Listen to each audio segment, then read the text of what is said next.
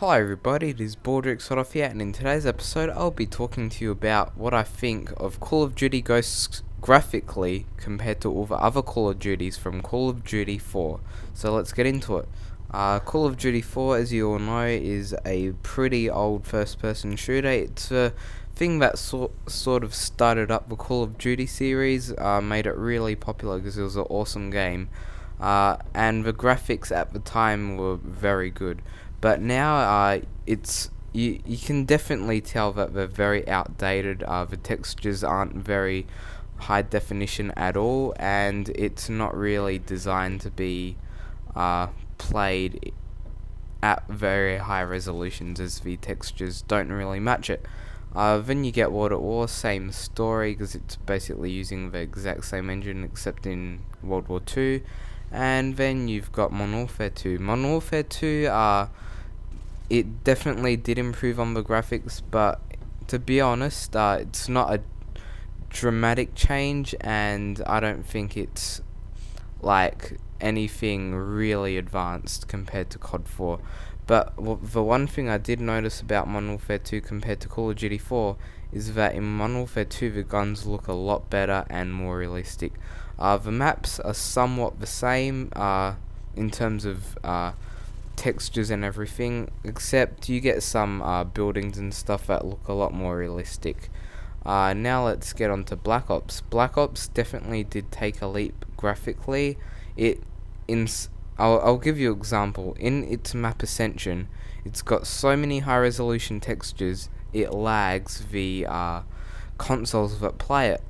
It could be an optimization error, but I'm pretty sure that its textures are too intense for the PlayStation 3 and Xbox 360 to handle at high rounds, so that's something to think about.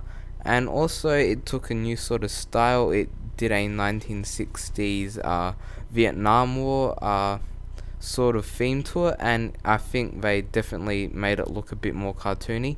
But that doesn't mean it's less graphically intense. It's actually a lot more graphically intense than Modern Warfare 2, I find. And then you get Modern Warfare 3. It's basically Modern Warfare 2 with a bit better graphics, nothing too dramatically changed. And then you get Black Ops 2. Black Ops 2, what a game. It's very bright, Black Ops 2. I love the colors in it. It's all futuristic based in 2020 or 2025. I'm not exactly sure when it is actually based, but it's around there. And it definitely does use color to its advantage. It looks really beautiful when you're just playing around on Nuketown. They've definitely made that map a lot better on Black Ops 2 in terms of graphics, and any other map that's sort of futuristic. Dome's a pretty nice map, to be honest. That definitely is very graphically awesome. And then we move on to what you're seeing right now, and that is Call of Duty Ghosts, and I'm pretty sure that is Call of Duty 10.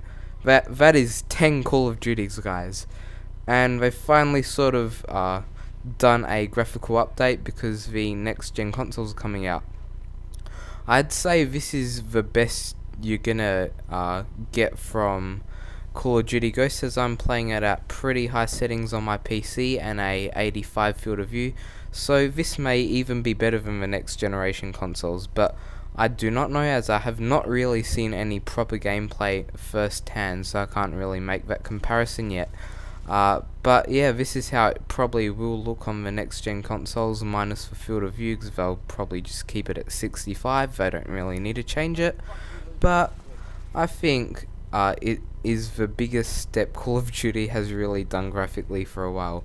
They completely rewrote the Infinity Ward engine, and they did say they made a new engine, but they basically deleted everything and sort of wrote it again. It's the same sort of engine and physics and everything, so that doesn't really have to do much with graphics, but it has to do with how the hardware can render the graphics. And I think that the next gen consoles would definitely look awesome with the Call of Duty after this, as I'm pretty sure they'll know what they're doing when they're optimizing it. Hopefully we can get a full 1080 for both consoles and not just for PS4. I don't know why the Xbox One couldn't handle 1080p. It's not that demanding to handle 1080. Another thing graphically I'd have to make a mention on, since I'm a PC gamer, is that they've done extremely shitty optimization for PC.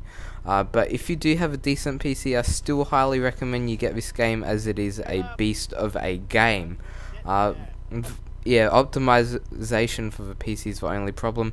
So if you're running like dual graphics cards, also known as SLI or Crossfire, you're not going to be able to make the most out of them, as I'm pretty sure at the moment, they may patch this in the future, you can only use one graphics card. That doesn't affect me because I only have one graphics card, and I reckon as long as you've got 1 gig of RAM or over, you should be alright with your graphics card. And what else can I comment on? You don't really need much RAM to play this, but the system requirements say that you need 6 gigs of RAM, so you can't play it unless you got that. Or you can run that crack that lets you play it if you've got less than 6. But run that at your own risk, guys, because you may get banned for it, but I doubt it. What else can I really say about the graphics in Call of Duty Ghosts? They definitely sort of remind me of Battlefield 4, except that Battlefield 4's got a lot more lens flares, and yeah, it's got a lot of lighting effects that this game doesn't have. And they've definitely made this game look like a real war. Some of the maps look pretty run down. This particular map, I don't know its name, sorry guys, I've just sort of started playing this game. I'm like level 18 now, I think, or maybe 15 or 14, I've no idea guys, but it definitely looks very good, this map. This is probably my favorite map at the moment anyway. But what was I gonna say? Yeah, you get the maps with buildings, and then you get the sort of wasteland maps with just destroyed buildings, like that map with basically just the stone houses and the grass. That map is definitely Sniper Warfare. And they've definitely changed the textures for the grass. The grass looks so much better in this game compared to all the other Call of Duties. When you're hiding in the grass in like Modern Warfare 2 or Call of Duty Black Ops 2, you definitely know that it's all pixelated and it looks really crappy, just ridiculously crappy. You don't even think you're in grass. Whereas in this, when you're in grass or reeds, they actually look very real, and I know you can tell they're fake, but for a game, I think this has some of the best trees and fauna or flora you can get. It just owns all the other CODs in terms of making the plants look awesome. Anyway guys, I've gone on for 8 minutes now. It's going to be a very long video to upload, so if you've watched this far, I would really appreciate it if you could give it a like or maybe dislike it and tell me why and how I could improve my video. And as always guys, don't forget to comment, rate and subscribe. See you later, have a nice day.